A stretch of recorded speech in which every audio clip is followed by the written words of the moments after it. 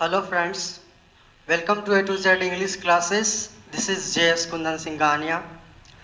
मैं last video में 12 class के हिंदी बुक के एक एक्सरसाइज एक पार्ट में बताया था जूठन, उसके कवि के बारे में मैं डिटेल्स में बताया था। आज हम लोग उस कहानी के बारे में, वो एक्चुअली एक आत्मकथा था, उनके बारे आज हम पढ़ते हैं। तो स्टार्ट करते हैं।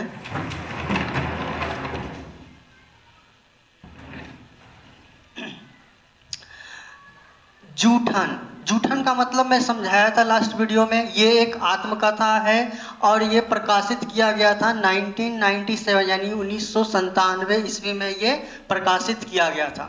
आज इस कहानी के बारे में जरा डिटेल से समझेंगे। इसके राइटर ओम प्रकाश वाल्मीकि जी हैं। इसके बारे में डिटेल्स में हम लोग जान चुके हैं।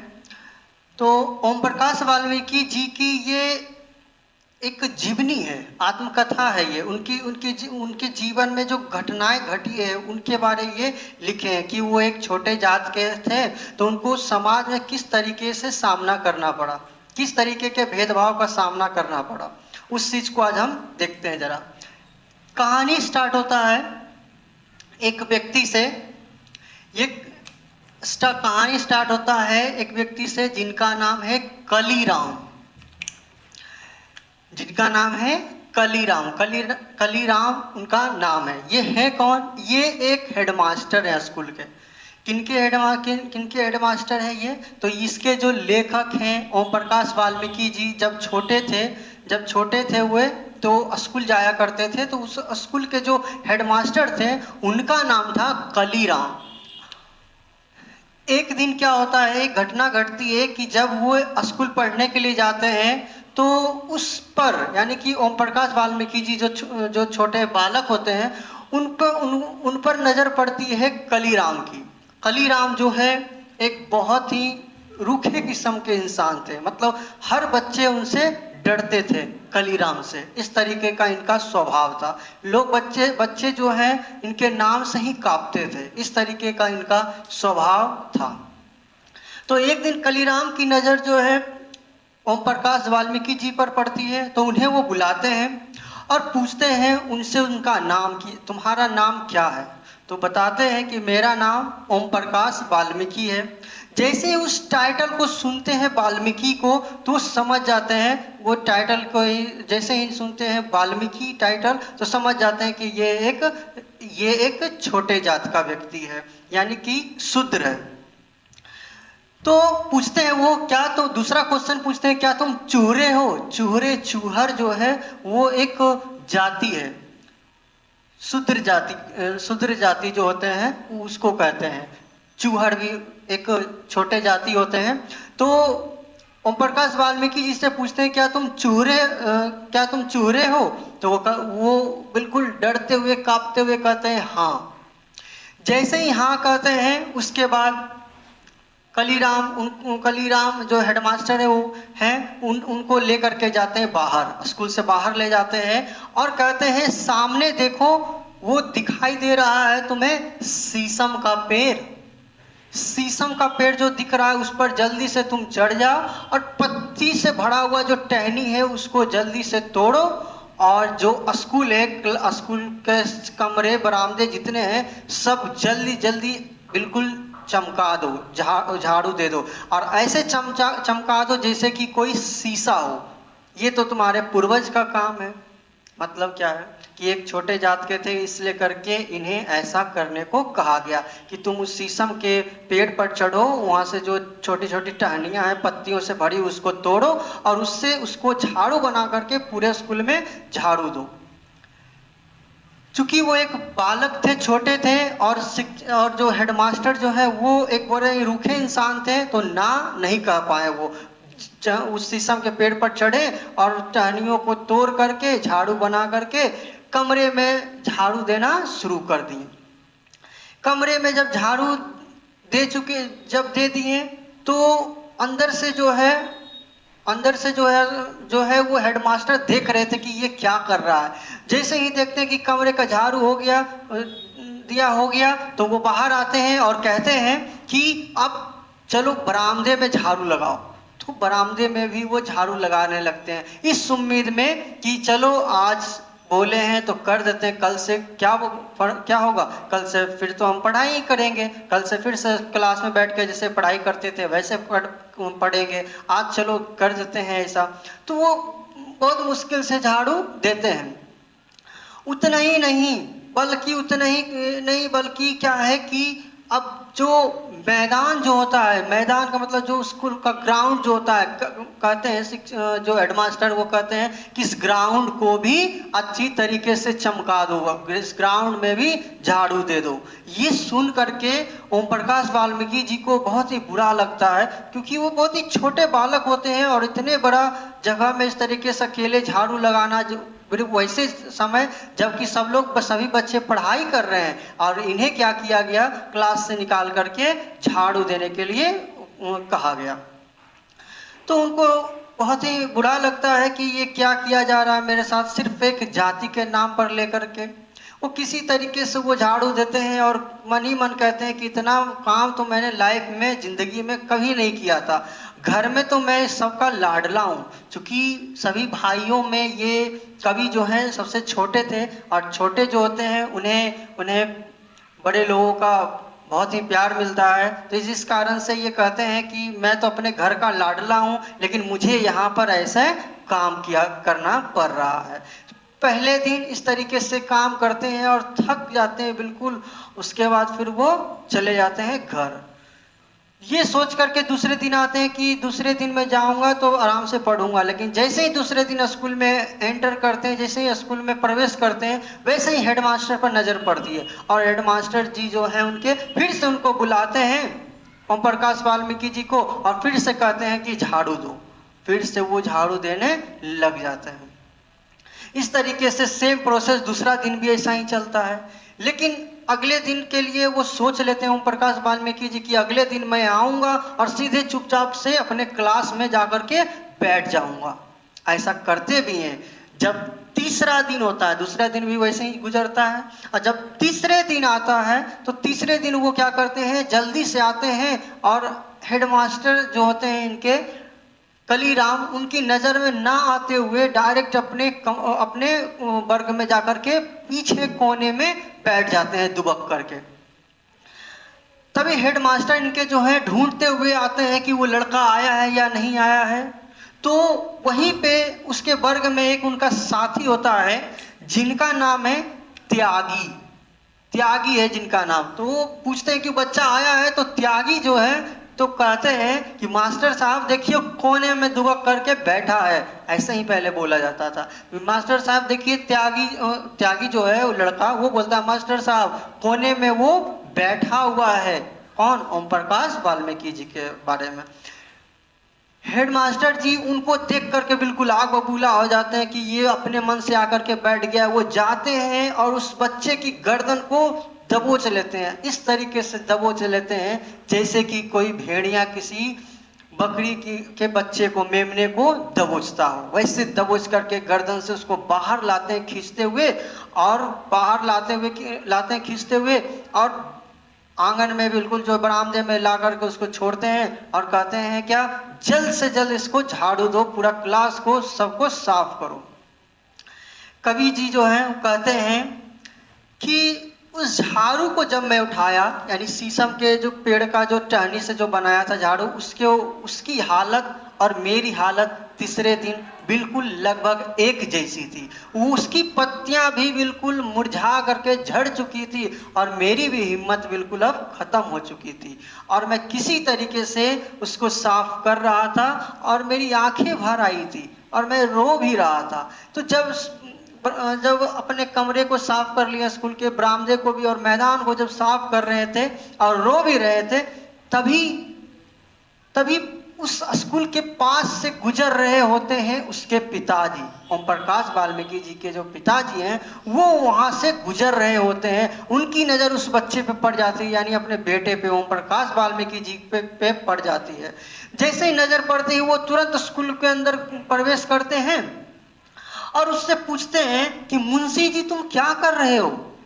मुंशी जी कौन?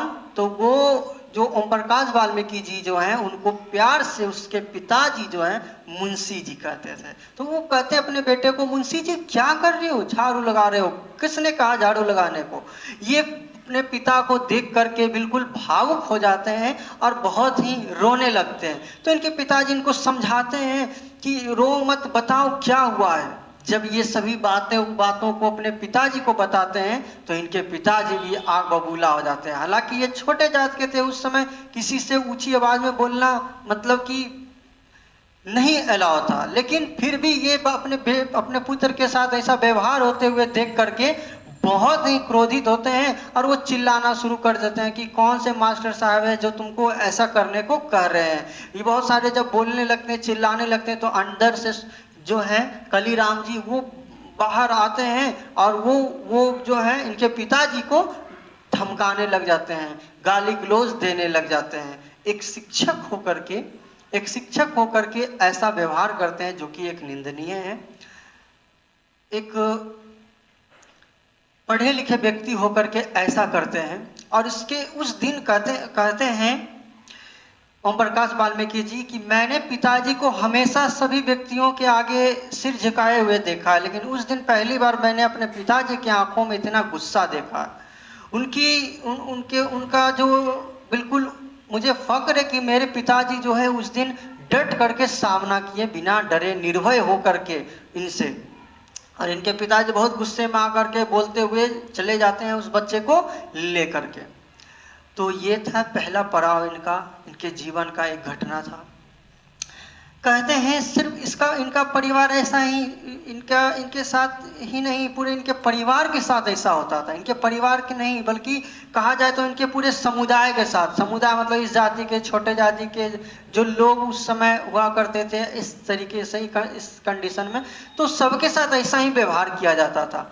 जैसे कि कहते हैं कि मेरी माँ जो है, किनकी माँ? तो ओम प्रकाश वाल्मीकि जी की माँ जो है, लेखक की माँ जो है, वो 8 या 10 तगाओं के यहाँ काम करती थी।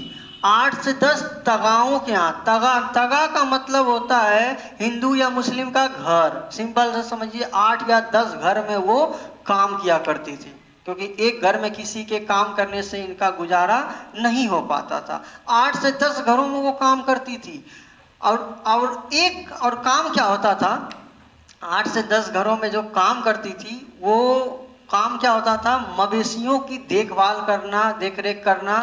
मवेशी मतलब गाय, भैंस, बैल, ये सब का जो पालते थे उनका देखभाल करना, उनके गोबर उन सब को साफ करना, उसका गोइठा, उपला जिसको कहते हैं हम लोग, उसको वो बनाना, ये सभी इनका काम था। और ये अकेले नहीं कर पाती थी ऐसा काम, इसमें हाथ बटाते थे। कौन? तो इसकी बहन, बड़ी भाभी, जसबीर और जनेसर। जसबीर और जनेसर इनके भाई हैं जो इनसे बड़े थे, वो काम करते थे, उनकी अपनी माँ का साथ देते थे, उसमें हाथ बटाते थे।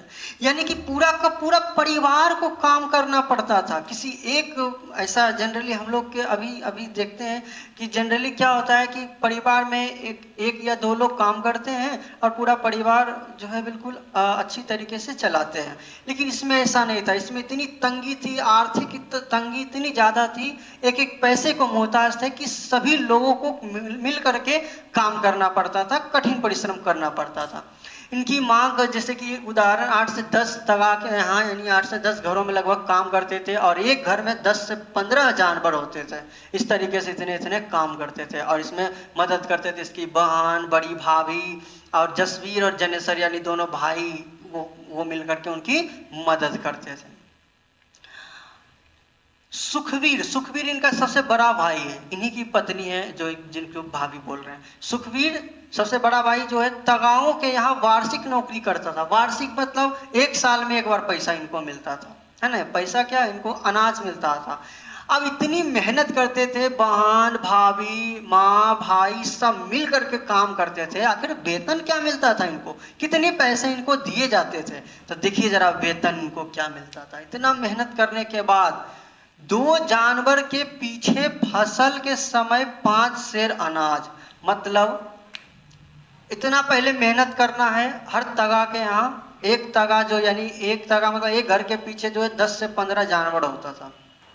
उसकी सेवा करना होता था, उसकी गंदगी जो होता है वो साफ करना, मतलब गंदगी मतलब जो उसके उपला जो गोबर होते थे, मूत्र होते थे, सबको साफ करना।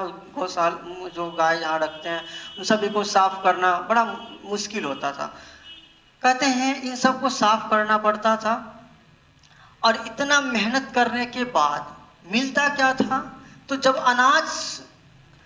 फसल कटाई होती थी, फसल कटाई तो पता ही होगा कि कब कब होता है। जब फसल की कटाई होती थी तो उस समय 2 जानवर के पीछे 5 सेर अनाज मिलता था। यानी कि कहा जाए तो वेतन के रूप में एक जानवर पे 2.5 सेर यानी कि 2.5 किलो अनाज इनको मिलता था फसल कटने के बाद। यानी जब फसल कटता था तो एक जानवर के पीछे 2.5 किलो अनाज इनको मिलता था। और कहते हैं कि ये गोबर जो उठाना होता था, एक इतना ज़्यादा, एक गाय का गोबर इतना होता है, एक घर में 10 से 15 जानवर का सेवा करना, इतना गोबर को निकालना और गोईठा बनाना बहुत ही मुश्किल काम था। लेकिन कहते हैं ये तो कुछ नहीं, इससे भी ज़्यादा मुश्किलें कब बढ़ जाती थी? जब ठंड का समय आता था। ठंड का समय जब आता था तो गाय जहाँ रहते हैं वहाँ पर भूसा बिछा दिया जाता था और उस भूसा पर ही वो गोबर देते थे और जो भी गंदगी है वहाँ वो उसी पे। लेकिन डेली उसको नहीं साफ करते थे क्योंकि उतना भूसा डेली कौन बदलेगा। उसको 10 से 15 दिन में बदला जाता था और 10 से 15 दिन में जब उसको उठाने के लिए जाते थे तो वो जगह इतना ज़्यादा बदबू देता था, इतना गंध देता था कि आम व्यक्ति जो है वहाँ पे जाने से कतराएं, ऐसा गंदगी वहाँ आता था। और उस गंदगी को साफ करते थे ये सभी परिवार मिलकर के। ऐसी स्थिति इनकी थी। आगे देखते हैं जरा। कहते हैं ये सब तो चलिए, ये सब तो ठीक है, लेकिन इनको खुशी भी मिलती थी। कब खुशी मिलती थी? जब गांव में किसी का शादी विवाह होता था। ऐसे तो गांव में विवाह जब किसी का होता है तो गांव में भोज का बड़ा महत्व होता है। मतलब जब किसी के यहाँ भोज होता है तो बहुत ही लोग उत्साहित होते हैं कि उस जगह पे वहाँ उसके यहाँ भोज कल, उस तरीके से वो बहुत उत्साहित होते हैं जाने के लिए। ये सभी बहुत ही उत्साहित होते हैं अगर गांव में किसी के यहाँ शादी विवाह होता है तो, क्योंकि इनको खाने को शायद कुछ अच्छा मिल जाए, ऐसा उम्मीद में, है ना। जितना शादी विवाह के लोगों को, जिस घर में शादी विवाह होता है वो खुश नहीं होते हैं, उससे ज़्यादा खुश ये लोग रहते थे इस उम्मीद में कि खाने को कुछ मिल जाए। और मिलता क्या था देखिए आगे। कहते शादी विवाह का मौका जब होता था तो चूहरे मतलब इनके जाति के लोग, चूहरे दरवाजे के बाहर बड़े बड़े टोकरे लेकर बैठे रहते थे। ऐसा होता था कि जब शादी विवाह जैसे हो रहा है, बाराती वाले से या आए हैं या जब भोज चल रहा है, जहाँ भोज चल रहा है उसके द्वार जो है उसके बाहर, अंदर भी नहीं बल्कि बाहर टोकरा लेकर के बैठ जाते थे। ऐसा मैंने वास्तविक रूप में भी देखा है और आप लोग में भी अगर गांव से संबंधित है तो जरूर ही इसको देखे होंगे। ऐसे लोग हैं, अभी भी हमारे समाज में हैं कि जब भोज हो रहा होता है तो वो द्वार के बाहर, उस द्वार के बाहर बड़े बड़े टोकरे लेकर के बैठे रहते हैं। किस उम्मीद में बैठे रहते हैं कि जब भोज खत्म होगा तो जो पत्तल पे कुछ छूटा हुआ रहेगा, कुछ बचा हुआ रहेगा, उसको, उस जूठा थाली को उस टोकरे में रखते हैं और उसमें पूरी सब्जी या कुछ मिठाई वगैरह अगर जो है जूठा जो रह जाता है, छूट जाता है, उनको वो खाते थे।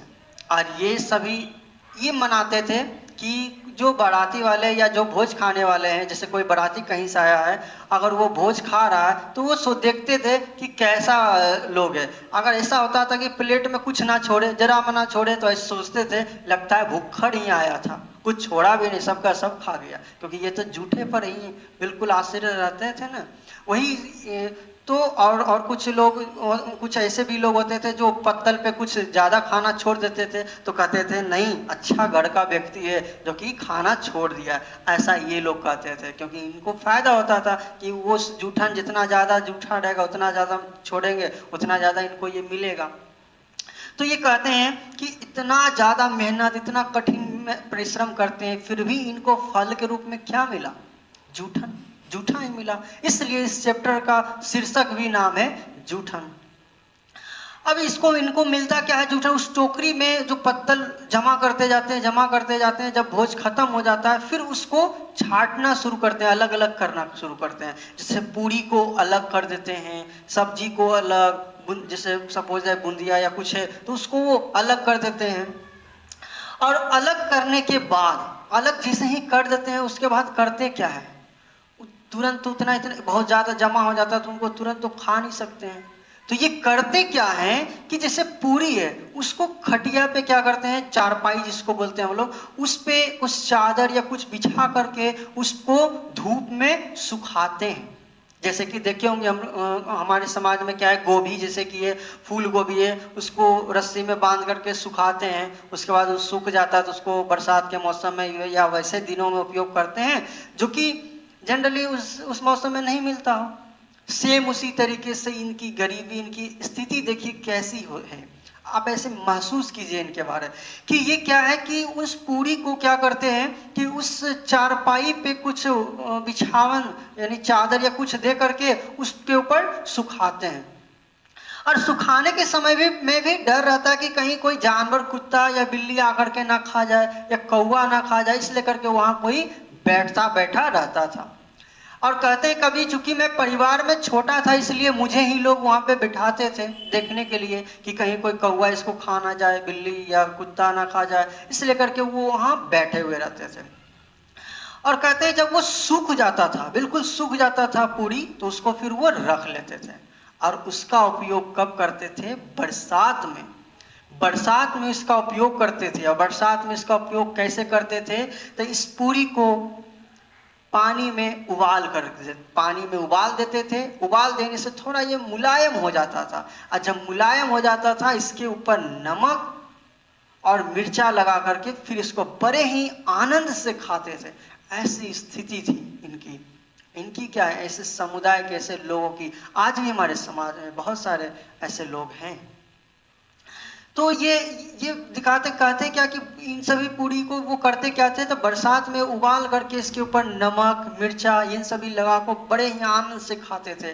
और कभी कभी एकदम फेस्टिवल की तरह अगर मनाना हो, जैसे हम लोग अगर बहुत ही सेलिब्रेट करना होता है तो घर में पूरी, सब्जी, खीर ये सब वगैरह, मिठाई वगैरह ये सब मंगा करके मनाते हैं। ये इनको अगर मनाना होता था तो उस पूरी को उबाल करके गुड़ कहीं से ला करके उसके साथ खा करके बड़े ही आनंद बिल्कुल मनाते थे। कहते हैं कि वो टोकरी लेकर के बैठे हुए रहते थे तो इनमें इस चीज में इनको कोई शर्म, कोई वैसा महसूस नहीं होता था। क्यों नहीं? क्योंकि इनका ये शुरू से ही ऐसी इनकी मनोवृत्ति बनी हुई थी। आखिर ये भी तो इंसान होते हैं, इनकी गलती क्या है कि क्या ये सिर्फ एक विशेष समुदाय में जन्म लिए हैं, यही इनकी गलती है? क्या इनकी गलती यही है कि ये गरीबी में जन्म लिए हैं? तो इस तरीके से ऐसी इनकी स्थिति रहती है। आगे इनके बारे जरा और भी अच्छी तरीके से समझते हैं। वही यहाँ मैं लिखा हूँ कि बरसात के दिनों में पूरी को उबाल करके नमक मिर्चा लगा करके वो खाते थे, बड़ा ही आनंद महसूस करते थे अपने आप में। आगे समझते हैं जरा।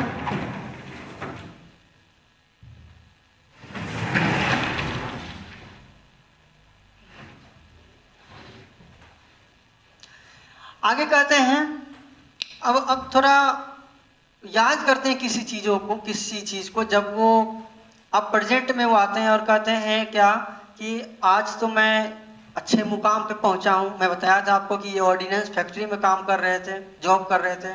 तो उस समय जब वो मुंबई में, यानी बम्बई उस समय था, बम्बई में जब महाराष्ट्र में जब ये रह रहे थे, महाराष्ट्र में जब वो रह रहे थे तो इनके यहाँ एक व्यक्ति आता है। कौन? तो सुखदेव सिंह त्यागी का पोता आता है इनके यहाँ, सुरेंद्र सिंह। ध्यान से देखिए यहाँ जरा सिंह लगा हुआ, ये जो है उच्च जाति का प्रतीक होता है उनकी अपेक्षा।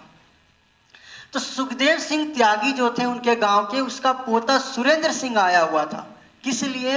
तो किसी का इंटरव्यू लेना था उनको, इसलिए आए थे। और चूंकि एक ही गांव के थे इसलिए करके इनके यहाँ आकर के रात को एक रात रुके थे। तो इनके यहाँ जब आए तो इनकी पत्नी जो है बहुत, इनकी पत्नी तो ओम प्रकाश वाल्मीकि जी की पत्नी बहुत इनकी खातिरदारी करती है। मतलब क्या है कि इनको जितना यथासंभव जो संभव हो सके इनको खान पान खिलाती है। तो जब वो खाना खा रहे होते हैं सुरेंद्र सिंह, तो कहते हैं क्या कि भाभी आज खाना जो है बहुत ही अच्छा बना है, इतना अच्छा शायद मेरे घर में भी कोई नहीं बनाता, इतना अच्छा खाना बना है।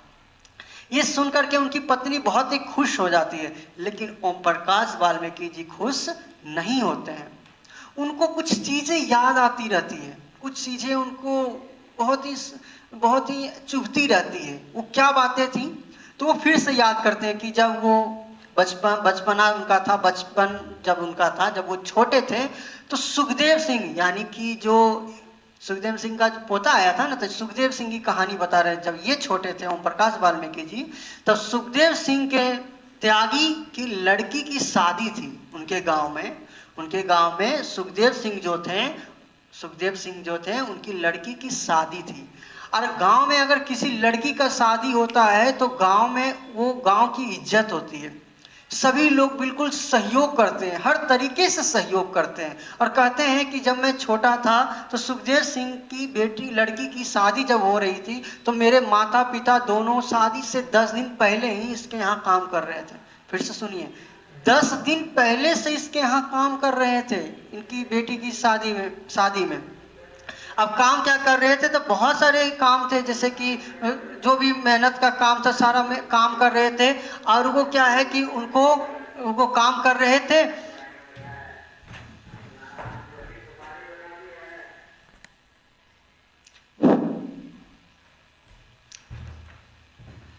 हमें बता रहा था कि इनकी बेटी की शादी में, सुखदेव सिंह त्यागी की लड़की की शादी में इनके माता पिता तो ओम प्रकाश वाल्मीकि जी के माता पिता जो थे वो 10 दिन पहले से ही काम कर रहे थे। खाट जमा करना, खाट मतलब चारपाई, जो वहाँ पर चारपाई खटिया जिसको बोलते हैं, वो सब जमा करना, ये सभी बिल्कुल कर रहे थे, बहुत ही मेहनत कर रहे थे। जिस दिन शादी का समय था, जिस दिन बाराती आए हुए थे, लोग भोज खा रहे थे, तो सेम प्रोसेस उसी तरीके से पहले के जैसा वो टोकरा लेकर के, बड़े बड़े टोकरा लेकर के उस द्वार के बाहर बैठे थे। कौन कौन बैठे थे? तो कहते हैं कभी क्या कि मैं और मेरी छोटी बहन माया, छोटी बहन के नाम माया, कहते मैं और मेरी छोटी बहन माया माँ से सिमटे बैठे थे। माँ को बिल्कुल पकड़े हुए थे, क्योंकि छोटे छोटे बच्चे थे ये दोनों, तो अपनी माँ को पकड़े हुए थे और सिमटे बैठे थे। किस लिए बैठे थे? इस उम्मीद में कि भीतर से जो मिठाई और पकवानों की महक आ रही है वह हमें भी खाने को मिलेंगे। यानी बाहर बैठे हुए बस उसका स्मेल को ले पा रहे थे, वो जो सुगंध आ रहा था अंदर से, खुशबू, अच्छे पकवान की जो खुशबू आ रही थी उसको आनंद ले रहे थे और बैठे हुए थे इस उम्मीद में कि शायद हमको भी कुछ मिल जाए। तो वही हमेशा की तरह उनको जूठा दिया गया पत्तल, और जब खत्म हो गया, सभी लोग खा पी करके चले गए, तो देखें किनको? सुखदेव सिंह को बरामदे से जाते हुए। तो इनकी माँ कहती है, चौधरी जी, उनको बुलाती है, कहती चौधरी जी मेरे बच्चे बैठे हुए हैं, इन्हें भी इनके लिए भी तो है खुशी का माहौल है, तो इन्हें भी एक पत्तल मतलब खाना जो है दे दीजिए।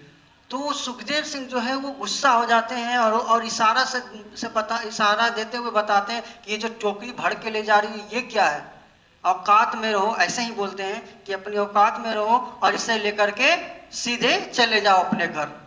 तो ऐसी स्थिति रहती है। आज वो दिन था और इसी का पोता देखिए आज इसके यहाँ आया है और ये इतनी अच्छी तरीके से खातिरदारी कर रहे हैं इनकी। तो ये होता है सोच में फर्क। देखिए एक छोटे जात के ही, लेकिन देखिए किस तरीके से सुरेंद्र सिंह के पोते जब आते थे इनकी खातिरदारी इतनी अच्छी तरीके से करते हैं, हर जात पात को भूल करके, और ये जो है ऐसा करते हैं। और कभी यहाँ तक कहते हैं कि ऐसा क्यों करते हैं, शायद इसलिए करते हैं ताकि गरीब जो है और दब करके रहे, और गरीब ही हमेशा के लिए ऐसी स्थिति रहे ताकि हमेशा के लिए जो है एक दास, एक नौकर जो है इनको मिलता रहे हमेशा, इसलिए करके ऐसा करते हैं शायद। आगे कहते हैं, आगे वो याद करते हैं अपने दिनों को और कहते हैं कि 9वीं कक्षा की समय की बात है, जब मैं 9 क्लास में पढ़ता था। बहुत ही इनके लाइफ का महत्वपूर्ण यादें हैं ये पॉइंट देखिएगा जरा। 9वीं कक्षा यानी 9 क्लास में ये पढ़ते थे ओम प्रकाश वाल्मीकि जी उस समय। तो कहते हैं क्या कि उस समय जो है बिल्कुल आर्थिक स्थिति हमारे घर की जो है बहुत ही तंगी थी, बहुत ही आर्थिक स्थिति जो है वो बहुत ही तंगी थी, एक एक पैसे के मोहताज थे। हमारे पास पुस्तक नहीं हुआ करती थी। एक चीज़ और नोट करने वाली है, इतनी आर्थिक स्थिति खराब होने के बावजूद ये पढ़ाई भी कर रहे थे। ये होता है पढ़ाई करने का लगन, मन, इच्छा जो होता है। ये 9वीं क्लास में जब पढ़ रहे थे, इनके पास पुस्तक के सभी अवेलेबल उपस्थित इनके पास नहीं थी, उपलब्ध सारी किताबें नहीं थी। ये क्या करते थे, अपने दोस्तों से कुछ दिन के लिए उधार मांग करके पढ़ाई करते थे। एक एक पैसे का मोहताज थे ये। कहते हैं उस समय क्या होता था कि अगर गांव में किसी का जानवर मर जाए मतलब जो भी गाय, बैल या भैंस अगर कोई मर जाए, अगर ऐसा हो जाए कि किसी पशु की मृत्यु हो जाए, तो इसको हटाने का, इसको फेंकने का भी जो काम होता था वो चूहरे का ही होता था। यानी इसी जाति का जो काम लोग करते थे उन्हीं का ये काम होता था, इसको हटाना भी। और इसके लिए कोई भी अलग से पैसा नहीं दिया जाता था। अगर किसी के पशु मर जाए तो उसको बहुत ही जल्दीबाजी लगा हुआ रहता था कि जल्दी से जाकर के सूचना दे देते थे कि जल्दी से हटाओ। अगर नहीं हटाया तो तुरंत आकर के मोहल्ले में, घर के पास आकर के चिल्लाने लगते थे, गाली गलौज देने लगते थे। ऐसी स्थिति थी। लेकिन वो इस चीज को नहीं समझ पाते थे। कहते हैं कि ये एक बहुत बड़ा जानवर होता है ना, गाय, बैल या भैंस मर जाना, ये तो बहुत बड़ा जानवर होता है। तो ये तुरंत एक व्यक्ति से उठ तो नहीं सकता नहीं है, इसके लिए बहुत सारे मेहनत लगते हैं। एक बांस, उसमें चारों पैर उसके बांध देते हैं, और उसके बाद हट्टे कट्टे कम से कम 6 व्यक्ति चाहिए, तब वो उठा करके उनको कहीं ले जा सकते हैं। लेकिन इतना मेहनत करने के बावजूद भी वेतन क्या मिलता था, तो गाली, सिर्फ गाली। तो अगर जरा सा लेट हुआ तो गाली देना शुरू, ऐसा लोग करते थे। और इसको ले जाने के बाद क्या करते थे कि इनके चमड़े को उतारते थे, इनके चमड़े को निकालते थे। जैसे बैल मर गया, उसके चमड़े को क्या करते थे, निकाल लेते थे। और उस चमड़े को निकालने में भी बहुत ही सावधानी बरतते थे। अगर कहीं इधर उधर अगर कट जाए तो उसको खरीदते नहीं थे। उस चमड़े को उतारने के बाद उसको उत्तर प्रदेश के जो मुजफ्फरनगर था, वहाँ के चमड़ा बाजार में बेचा जाता था, जिसकी कीमत लगभग उस समय 20 से 25 रुपये थी। मान के रखते हैं अगर 20 से 25 रुपये के लिए 20 से 25 रुपये उसकी कीमत थी, तो कोई भी इंसान इन रुपयों के लिए ऐसा काम नहीं करेगा। लेकिन इसकी मजबूरी, यहाँ के इस लोगों की आप देख सकते हैं कि कैसी स्थिति इनकी है। अगर 20 से 25 रुपया भी अगर आता था तो उसमें 6 व्यक्ति होते थे, तो बांटने के बाद लगभग 15 रुपये से 10 से 15 रुपये होते थे व्यक्ति को, यानी जो मेन उसमें ओनर होता था। तो 10 से 15 रुपये उनको मुनाफा होता था। और उस समय एक एक पैसा बहुत ही मुहाल था, मतलब बहुत ही किल्लत थी एक एक पैसे की। तो कहते हैं ऐसे ही एक घटना घटी। क्या घटी कि ब्रह्मदेव तगा नाम का एक व्यापारी, उस गांव का एक व्यक्ति था जिसका नाम था ब्रह्मदेव तगा। एक व्यक्ति था जिसका नाम था ब्रह्मदेव तगा। उसके बैल की मृत्यु हो जाती है। जब वो खेत से घर ला रहे होते हैं, जब खेत जोत लेते हैं और खेत से बैल को घर लाते रहे होते हैं, तो रास्ते में उनकी मृत्यु हो जाती है। जैसे ही मृत्यु हो जाती है तो ब्रह्मदेव तगा सीधे आते हैं कहाँ, तो ओम प्रकाश वाल्मीकि जी के घर पर, और बोलते हैं कि मेरा बैल मर गया, इसको जल्दी से हटाओ। इत्तेफाक से उस दिन उनके घर में उनके पिताजी, उनके भाई कोई नहीं रहते हैं। उनके घर में रहते हैं कौन, उनकी माता, उनकी भाभी और ओम प्रकाश वाल्मीकि जी। और ओम प्रकाश वाल्मीकि जी भी घर में नहीं होते हैं, वो स्कूल में पढ़ाई करने के लिए गए हुए होते हैं। उनकी माँ को ये समझ नहीं आता कि आखिर क्या करूं मैं, हटाना तो है ही, अगर नहीं हटाऊंगा तो तुरंत से वो आकर के फिर गाली देना शुरू कर देंगे, आखिर उठाने कौन जाएगा उसको, हटाने कौन जाएगा। तो जल्दी से उसकी माँ क्या करती है कि अपने पुत्र जो है ओम प्रकाश वाल्मीकि जी को बुलाने के लिए स्कूल लाती है, उसको उनको बुला करके घर लाती है। हालांकि उनका इच्छा नहीं होता ऐसा इन कामों में अपने पुत्र को धकेलना, लेकिन मजबूरन उनको बुलाना पड़ता है और कहते हैं ऐसा ऐसा काम है। तो इन बच्चे से तो अकेला होगा नहीं, करना क्या है, तो क्या किया जाए, इन बच्चे से तो अकेला चमड़ा उतरेगा भी नहीं। तो कहते हैं क्या क्या किया जाए, तो सोचते सोचते कहते हैं कि तुम्हारे चाचा जो है, एक इनके चाचा होते हैं ओम प्रकाश वाल्मीकि जी के, कहते हैं अपने चाचा को बुला कर के आओ। और ये जो है इनके चाचा जी बहुत ही कामचोर टाइप के होते हैं, वो तबला हारमोनियम यही सब काम करते रहते हैं, मेहनत का काम कभी भी नहीं करते हैं। तो उनको क्या है, उनको बुलाया जाता है, उनको समझाया जाता है कि वहां पर ऐसा है, खेत में पड़ा हुआ है बैल, वो जल्दी से जाइए। और इनकी माँ को डर लगा हुआ था कि कहीं कोई गिद्ध आकर के उस पर ना झपट जाए, कोई जंगली जानवर ना उसको झपट जाए, नहीं तो जो भी 10-15 रुपए आने वाले हैं वो भी चले जाएंगे, ऐसी स्थिति थी। तो क्या है, अपने ओम प्रकाश वाल्मीकि जी को लेकर के उनके चाचा जो है उसकी तरफ, उस बैल की तरफ चलते हैं और वहां पहुंच करके उस चमड़े को उतारने लगते हैं। और उतारते उतारते आधा होता ही है कि वो थक जाते हैं और वहां छोड़ करके बीड़ी पीना शुरू कर देते हैं और कहते हैं कि अगर मैं अकेला करूंगा तो ये रात हो जाएगा, फिर भी नहीं होगा। एक चाकू जो है ओम प्रकाश वाल्मीकि जी के हाथों में भी पकड़ा देते हैं और कहते हैं इस तरीके से तुम भी करो, इसको, इस चमड़े को निकालो। हाथ में जब वो छुरी पकड़ते हैं तो उनकी हाथ कांपने लगती है और वो सोचने लगते हैं कि मैं क्या करने जा रहा हूँ, ये मैं क्या कर रहा हूँ, ये मैं कैसे घटिया काम कर रहा हूँ, मैं ये किस तरीके का काम है। और वो बिल्कुल उनके हाथ कांपने लगते हैं, लेकिन इनके पास भी कोई चारा नहीं रहता है और ये भी जो है उस चमड़े को निकालना शुरू करते हैं। और निकालने के बाद जैसे ही चमड़ा निकलता है उसको उस वहाँ पर जो मिट्टी रहती है उस पर वो रख देते हैं ताकि सारा खून जो है उस मिट्टी में सूख जाए और वो कुछ हल्का हो जाए। उसके बाद उनके चाचा जी एक चादर में उस चमड़े को लपेट करके बांध करके सिर पर रख करके वो चल देते हैं। चूंकि वो वजन में बहुत ज्यादा भारी होता है, एक बहुत बड़े जानवर का चमड़ा है तो भारी भी बहुत होगा, बहुत भारी होने के कारण वो सिर पर रख करके बहुत तेजी से चलते हैं। और ये बच्चा जो है यानी ओम प्रकाश वाल्मीकि जी, ये भी एकदम तेजी से दौड़ते हैं, उनके साथ साथ चलना शुरू करते हैं। और जैसे ही बस अड्डा पहुंचते हैं, जिसको बस स्टैंड बोलते हैं, बस अड्डा जैसे ही पहुंचते हैं तो उसके चाचा जी उसको रख देते हैं, उस गठरी को, चमड़े वाली गठरी को, और कहते हैं कि अब यहां से मेरे से नहीं जाएगा, अब तुम इसको सिर पर रखो और चलो। तो ओम प्रकाश वाल्मीकि जी कहते हैं चाचा जी आप जो है इस बस अड्डे से बस थोड़ा सा आगे लेकर के चलिए, वहां से मैं लेके चलूंगा। लेकिन इनके नहीं सुनते, कहते हैं नहीं तुमको यहीं से ले जाना पड़ेगा। बहुत गिड़गिड़ाते हैं, ऐसा क्यों गिड़गिड़ाते हैं आखिर ओम प्रकाश वाल्मीकि जी, क्योंकि उस बस अड्डे के पास ही उनका स्कूल होता है और सोचते हैं कि अगर मैं ये ले जाते, अगर किसी मेरे सहपाठी ने, मेरे किसी दोस्त ने अगर देख लिया तो मुझे क्या समझेंगे और मेरा बहुत ही मजाक उड़ाएंगे, बहुत सारी बातें मेरे बारे बोलेंगे। ऐसा होता है, लोग एक दूसरे को, किसी बच्चे को काम करते हुए देखते हैं तो उनकी मजबूरियों का मजाक उड़ाते हैं, लेकिन ये नहीं समझना चाहते कि आखिर वो ऐसा क्यों कर रहा है।